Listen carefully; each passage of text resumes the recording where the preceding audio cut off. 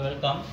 Direct to indirect speech imperative type one more பாப்போம். So father said to his son. கவனிங்க imperative type அப்படின்னா father வந்து சன்னுக்கு advice பண்ணுவார் இல்லை ஆர்டர் போடுவார். ஒரு டீச்சர் ஸ்டூடெண்ட்டுக்கு ஆர்டர் போடுவாங்க.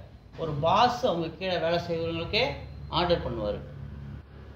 அதே மாதிரி வர சென்டென்ஸை நம்ம என்ன சொல்கிறோம், imperative type அப்படின்னு நம்ம சொல்கிறோம். இதில் father said to his son, அவங்க பையன்கிட்ட என்ன சொல்கிறாருன்னா, டோன்ட் பி ஒரி, எதுக்கும் ஒரி பண்ணிக்காத, கவலைப்படாத, ஐ எம் ஷூர், கண்டிப்பாக நான் சொல்கிறேன், you will do well in the exam, நீங்கள் கண்டிப்பாக இந்த பரீட்சை ஒழுங்காக எழுதுவீங்க செய்வீங்க அப்படின்னு சொல்லிட்டு ஃபாதர் சன்னுக்கிட்ட சொல்கிறார்.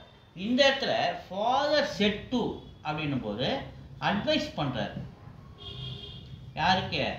பையனுக்கு அட்வைஸ் பண்ணுறாரா?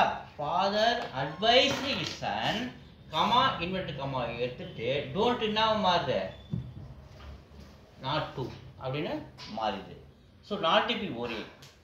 இங்கே இன்னொரு சென்டென்ஸ் திருப்பி வர்றதுனால அண்டு ஹீ ஆடட் தட் அப்படின்னு நம்ம ஒரு வார்த்தை சேர்ப்போம் எழுதும்போது. அண்டு மேலும் அவர் என்ன சொல்கிறாருன்னா அவங்க அப்பா, and he added that I am sure.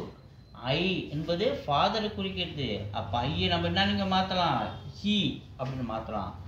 ஆமோட பாசன்ஸே was. So he was sure you will do well in the exam. So இங்கே யூன்றது ஸ்டூடெண்ட்டை குடிக்குது, அப்போ அவங்க அப்பா பையனை குடிக்குது. அப்போ வந்து ஹீ, வில்லு வந்து உட்டு. So he was sure he would two well in the exam. புரிஞ்சுச்சா? எழுதுறேன் கவனிங்க. Father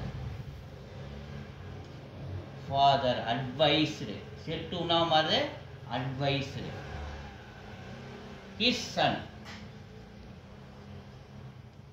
So comma inverted comma எடுத்தோம்னா don't என்ன மாறுது, not to be, not to be worried. worried. அடுத்தது அண்டு இன்னொரு சென்டென்ஸ் வரதுனால அண்டு அவங்க அப்பா மறுபடியும் எதை சேர்த்து சொல்றாரு, he added, மறுபடியும் சிலது அவனுக்காக சொல்றாரு நம்பிக்கையா, he added that I am sure. ஐ என்பது அப்பாவை குறிக்கிறதுனால he, ஐ ஹீவா மாறு. ஆம் வந்து பாசன்ஸ் was. he was sure you will do அப்படின்றது யூன்றது இந்த இடத்துல சன்னை குறிக்கிறதுனால he, will வந்து உட்டா மாறுது. he would do well in the exam.